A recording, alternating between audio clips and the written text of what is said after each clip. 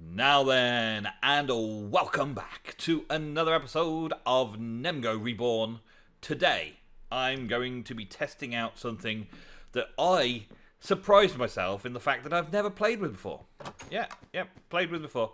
Not Botania, although it does involve Botania, and not Applied Energistics, although it does involve Applied Energistics. Putting the two together, that's what this series is all about. But there's something that I haven't used that I would like to use, and an annihilation plane. Now, I kind of think I know what an annihilation plane is. I'm going to order up 2 of them, get them auto-crafted while we're away. Well, there's one already, that's good. And also a formation plane, which is that one there. Okay, I've never played around with formation planes and annihilation planes, and I really don't know what to do with them. Well, I kind of get an idea of what I should do with them, but I'm going to figure it out today with you, live. Well, kind of live, you know what I mean. So, I want to use a formation plane in order to put blocks down. So this is going to be online first. I've got 32 channels coming through here, so I should have an experimental area for no problem whatsoever. Block placement. Blocks will be placed as block. Blocks will be dropped as item. Blocks will be placed as block. Blocks will be placed as item. Ooh, that's cool. Because a lot of the Botania stuff require you to kind of drop things in, don't they? Like drop things into and drop things onto. So manipulating all this stuff, in fact that as well. Yeah. Manipulating this stuff, dropping items and the like, using applied energistics might be very difficult. I like the little effect it's got. That's cool. I like that. Yeah, that's cool. Alright, so if I placed a cobblestone there, would it place cobblestone? Has it got to have a signal or something? Can it not place because there's nothing to place it on? No. What? Was what? Okay, how about an annihilation plane? Can I put an annihilation plane on there? Will that annihilate whatever blocks in front of it? Yes, it does. Okay, so is that on channel now? It should be on channel. I can't push that, can I? I can't take damage from it. Okay. So it annihilates whatever you put in. Yeah, it annihilates whatever's there, but I can't access it. So I need an upgrade there then. An annihilation plane is alright so long as I can identify what items, and I believe there's an upgrade to that. Because I want it to identify when living rock and stuff is around. Annihilation plane, there's another one. Yeah. And I think we need some of these, flux pearls. We get 2 flux pearls sorted. Boom. Yep. Annihilation plane, a fluid annihilation plane, and an identity annihilation plane. Right, which is these 2 together. So we just need to wait for the pearl to come. And then there's a fluid annihilation plane. So I could technically break lava from the blood magic rituals. Oh, there's a thing. There's a thing.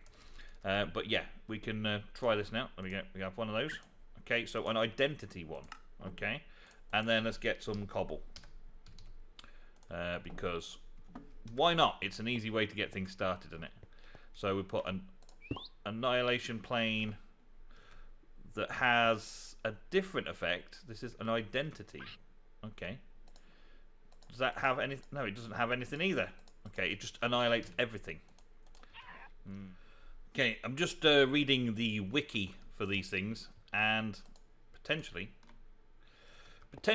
I've got a solution to this. Let's go this way round, right? And we'll put the placement plane there, right? So this may be a little bit of a convoluted way because it doesn't seem to be putting it into the system properly. But if we put cobblestone as a thing there, right? It should place cobblestone as soon as it enters into the network, right? So at the minute, I'm not putting any cobblestone into the network anywhere. Whereas if I annihilate a piece of cobblestone, then it should go into the network, and therefore it should replace. That's how it's reading in theory, right? So maybe it's a little close together. Maybe there's a thing. So let's go with this and have it one block apart. That's not a block apart. That's a bit too far. Let's put it there. Okay, and we'll set this up again. The formation plane. And we want to formation plane cobble. And if we give it 1,000 priority, then that should be the first storage location. Because it's supposed to act like a storage location, passively placing blocks. Right? So if I then place here, an isolation plane breaks it, and this then places it. Okay?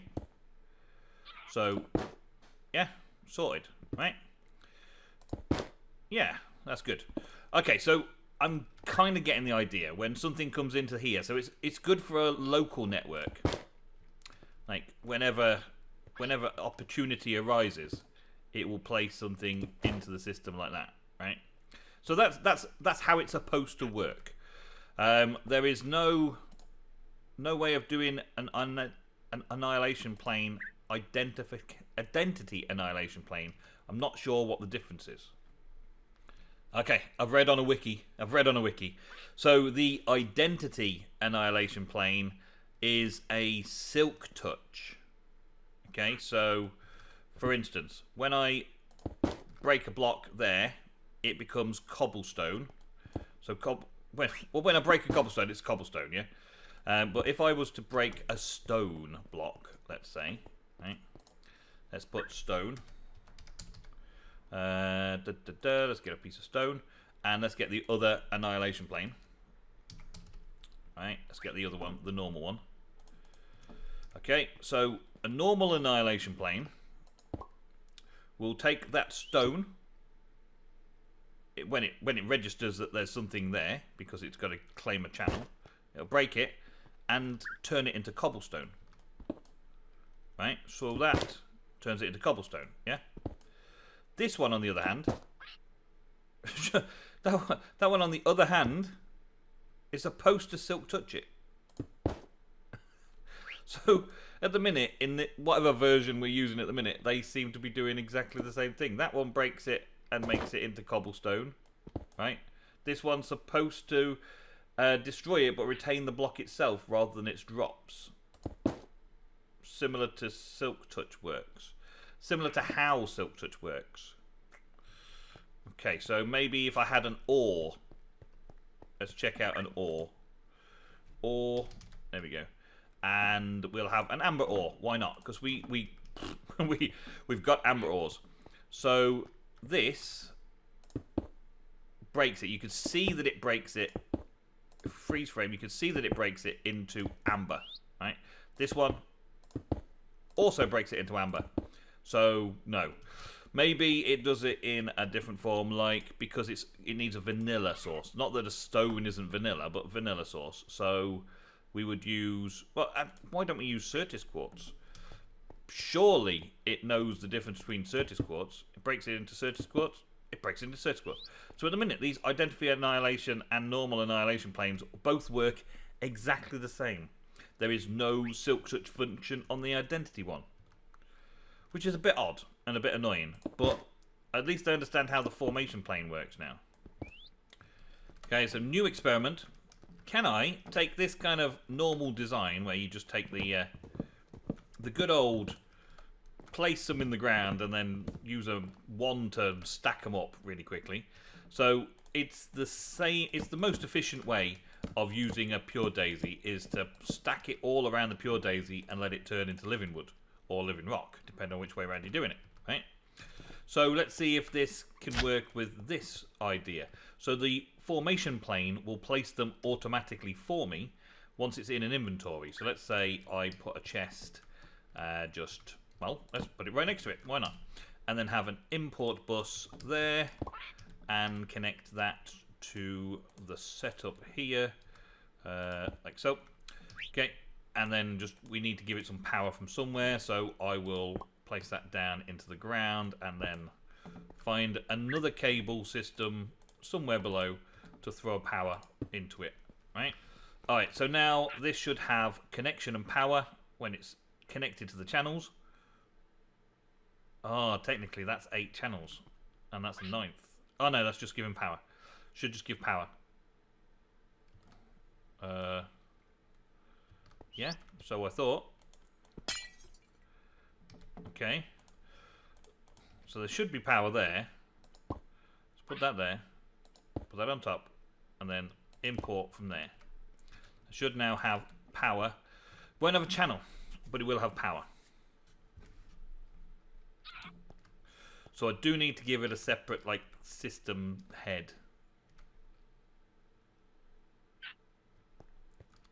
Or is it because there's already 8 things on there? It's not going to let me because that's the final thing I placed. If I take one of these off, there, now it's got one less channel. Right, so there's an issue that I've got to deal with. So I can get it to automatically take in and place, but channel-wise, I am stuck slightly channel-wise that I need to have big fat channels on. Like 32 channels in order to make this work. But we are going to be doing the stone as well. So channel wise, if I have the larger cable running underneath there up to each one, that's 8, 16, and then a few of these. Yeah, another 16 of additional channels. I can have a 32 channel device that uses up to 32 channels. Yeah, we can do it. But the foundation of that is successful. The plane will place them as fast as we can. And then the next thing that I wanted to do was put the annihilation plane on it so that when we get an opportunity, like at the minute there's no place for it to go. There's no location for it to go into. So it will not, while it's still part of the network, if I take a channel off, while it's still part of the network, it doesn't have a storage location to put it in, right? There is no storage space. There's no location as such, right? The moment there is a location, it should then try and annihilate it. Okay, so this is where we're going to begin. I'm trying to keep it so that I've got a walkway, a 3-wide walkway this way, and I'll have a 3-wide walkway that way. So this is supposed to take 3 there, but I know I'm going to have wires coming around the outside, so that's the kind of size that we're working at. And because I like nice bright workspaces, I've put that directly above and placed the one piece of dirt with that there. And now that goes. So we have got our pure daisy in its spot, and we need some foundation or formation planes to get that going now. There we go, formation planes. And a few of the wood types that we're going to be using in those formation planes. And I think I've got a memory card as well somewhere. Memory. No, I could make a new one. I've got one in my bag, I think. So we'll do a memory card and try and copy the settings from one to the next. So then we've got wood, and I want it to be able to do all the different wood types. So all 6 wood types, so that it will not stop. There will be no reason why it would stop. There should be no reason why I run out of wood, so there should be no reason why it stops producing dark oak. There we go. So I want the formation planes to place any kind of logs that happens to be available in the AE system until such a point as it's got nowhere to go, nothing to do. And the point of that is going to need to make it so that the other plane, the annihilation planes, are sorted as well. So we need 8 annihilation planes to complement that. We're going to need an import bus so that we can import into the system so that this formation plane has something to do, because it doesn't understand otherwise. And we're going to need a chest of some variety. We'll just use this one. A chest of this variety to import from, and then we will have an export export bus that will put things into that chest. Hey, it's all very, very complicated, it seems, I know, but that's the way it seems to be working. And then we'll have a basic drawer that the Annihilation Plane can put into with a storage bus. Fortunately, I got all this stuff earlier, but my inventory is a lot cleaner now. So we're going to export from the system into the chest any of these wood types. I could actually do a different drawer, in fact. Let's have a drawer. What are the two wood types that I really don't want to use as building materials? I suppose, right, I could just get another basic drawer instead of that. And I think I just threw that out. Yeah, I just threw that out of my inventory. Something went on with my mouth.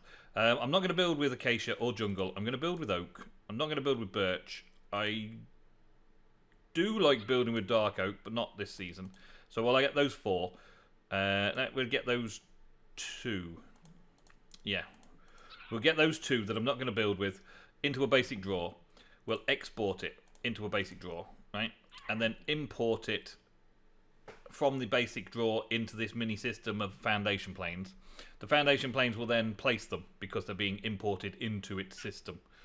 And then the annihilation planes will only annihilate the stuff and put it into this storage when we've got that. So then these can both be combined and put onto the same system. In fact, I could technically make that a storage bus for these 2, so that the system constantly keeps it full up as a storage location. But then I will also be taking out of that storage location to use it in crafting recipes, which means that might empty out and not function anymore, which I don't want to do. So we'll stick to this way around, and then that should pull that out.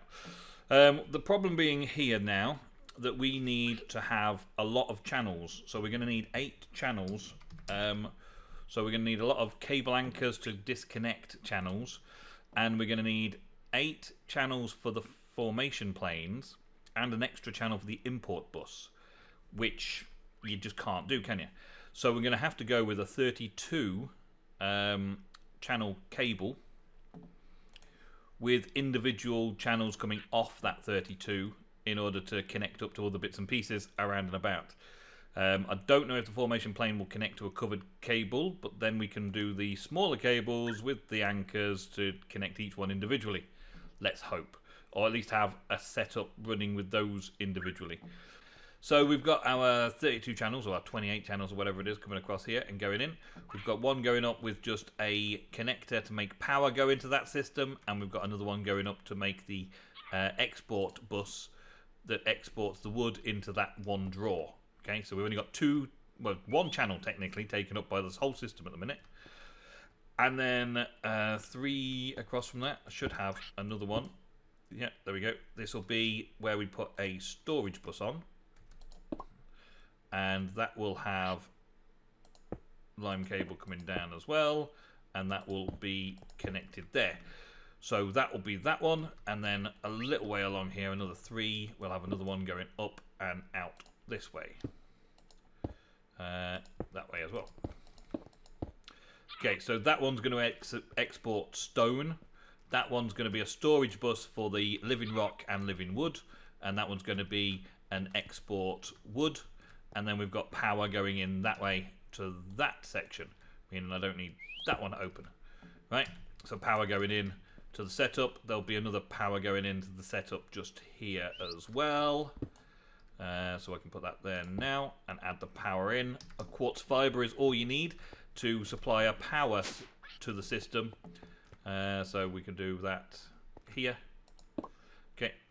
So the power to the system works like that. Yeah. The applied Energisitics controller gives channels to all of this sequence here. So 32 channels going around there, allowing me to set this all up properly and in a nice little sequence, I hope. I can do the stone in a minute.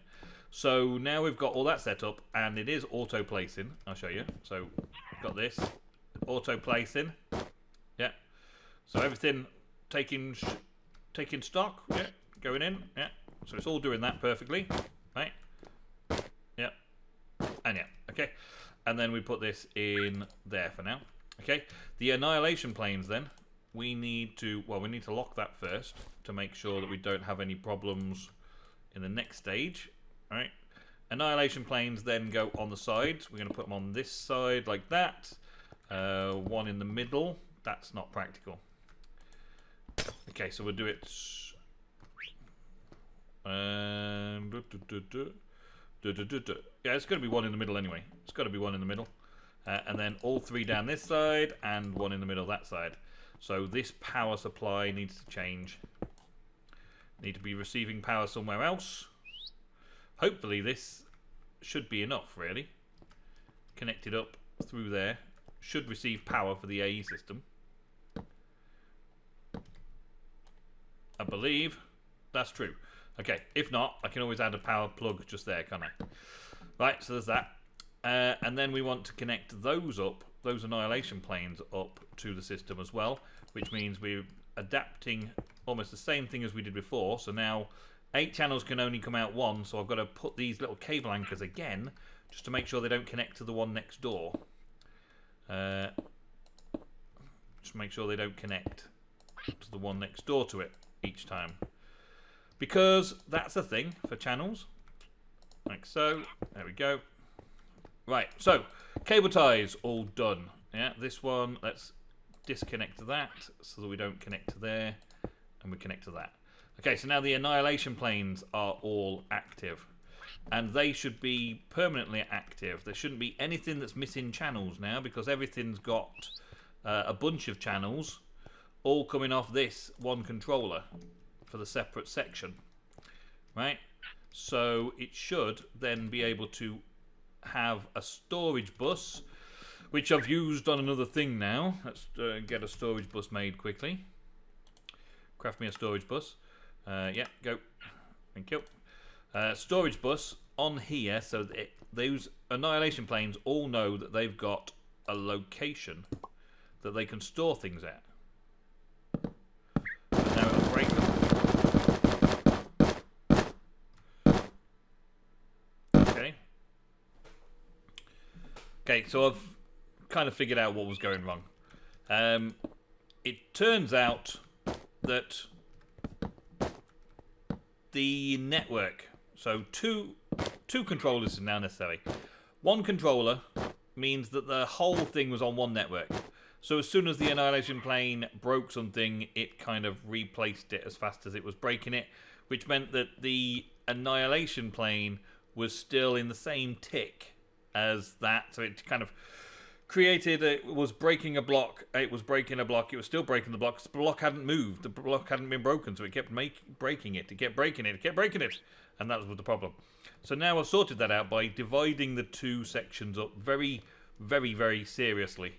Seriously, independently divided up, right? There is no connection to the main system whatsoever.